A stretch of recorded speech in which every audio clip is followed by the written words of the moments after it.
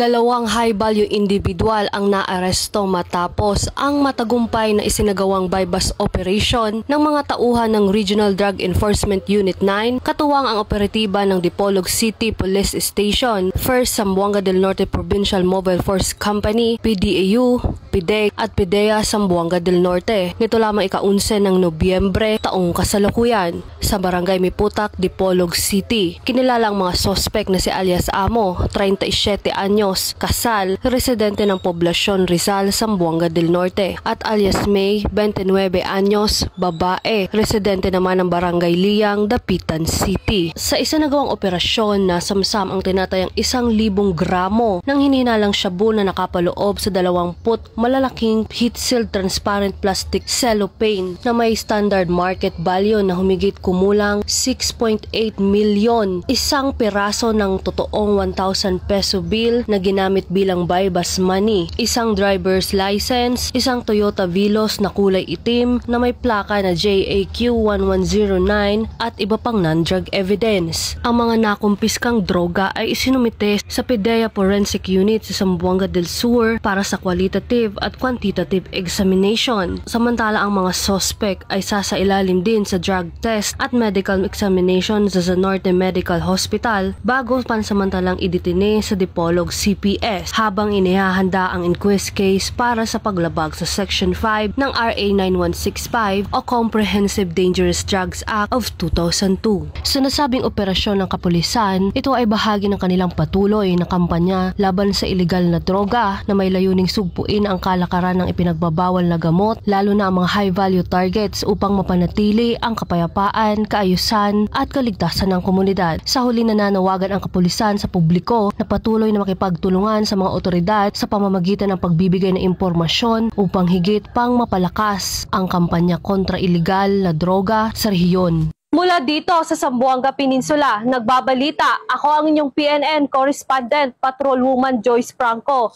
alagad ng batas, tagataguyod ng balitang pulis.